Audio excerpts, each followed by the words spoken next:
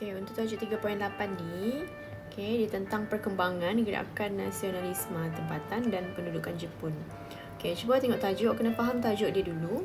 Perkembangan gerakan nasionalisme. Nasionalisme ni adalah satu usaha yang mana mereka ini ada semangat cintakan negara dan nak membebaskan negara itu daripada penjajah ke arah berkerajaan sendiri. Maksudnya macam tu. Diorang tak nak kuasa asing ada di negara ini dan nak bebaskan negara kita ini daripada penjajahan lah maksudnya.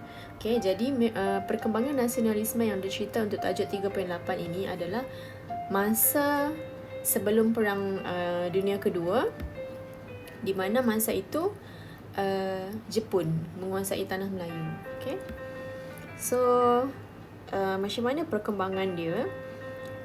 Sebelum Perang Dunia Kedua, kan Jepun ni datang ke Asia, dia orang bawa slogan bahawa Asia ni adalah untuk orang Asia. Maksudnya Jepun itu adalah dalam lingkuran Asia kan. Dia orang nak orang Asia ini cuma dijajah oleh orang Asia saja. Dia orang nak hapuskan Barat. Siapa Barat itu? British lah kan.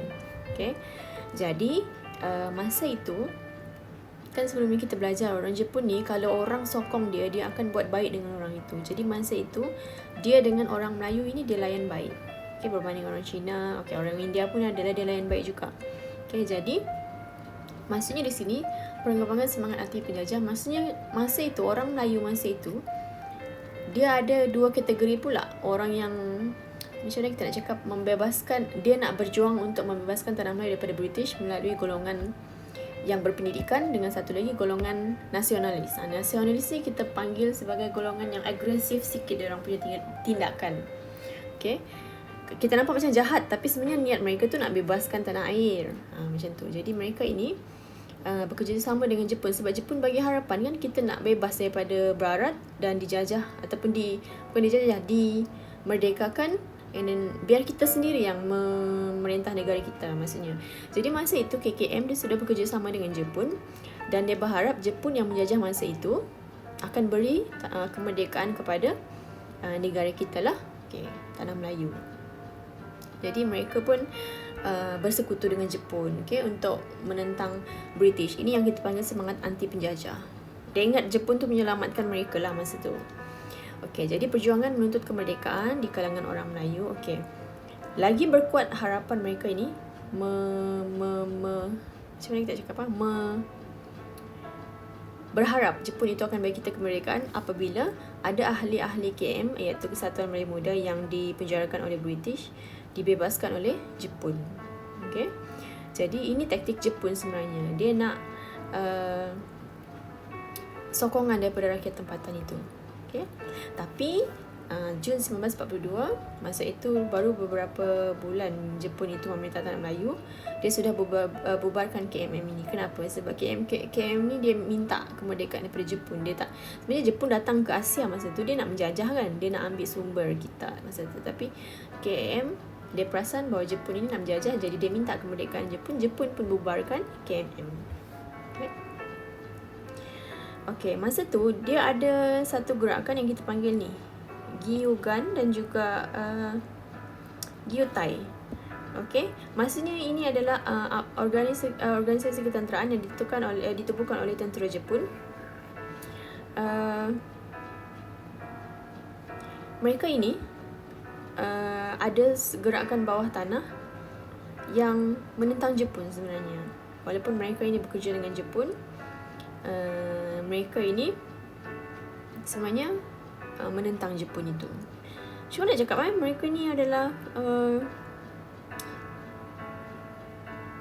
ditubuhkan oleh tentera Jepun, menyertai gerakan bawah tanah menentang Jepun, tapi pada yang sama bekerjasama dalam tadbiran tentera Jepun. Maksudnya mereka bekerja tapi dalam masa yang sama mereka nak tahu taktik macam mana Jepun ini memerintah supaya senang untuk mereka menentang. Kurang macam itulah kan.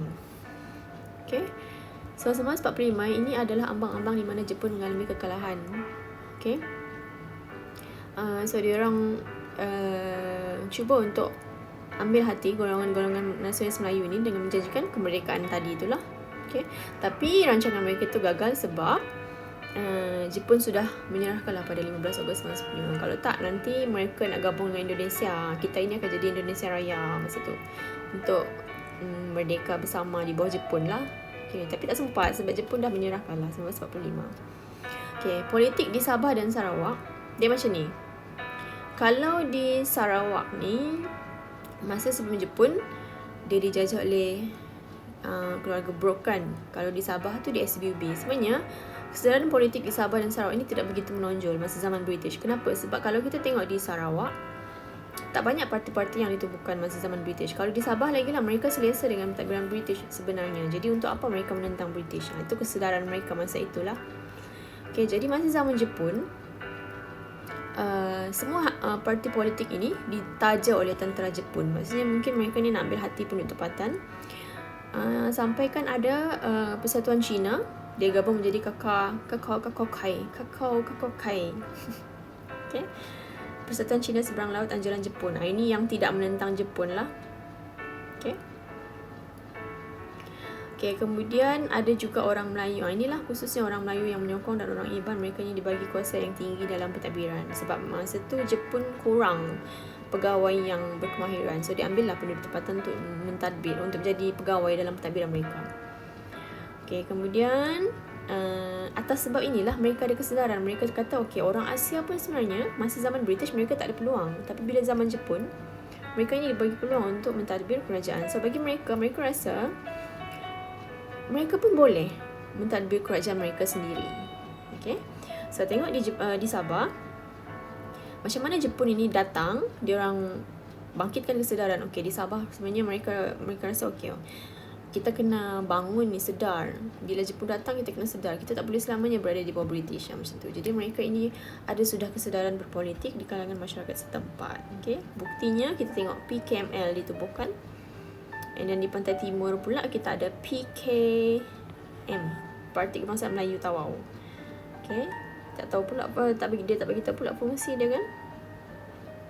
Fungsi dia untuk itulah membangkitkan kesemangat politik di kalangan penduduk tempatan, memperjuangkan kemerdekaan ke arah kerajaan sendiri. So itu adalah perkembangan semangat nasionalisme, bagaimana mereka ini bangun untuk menentang pihak asing, kuasa asing, demi untuk mereka ini ke arah berkerajaan sendiri.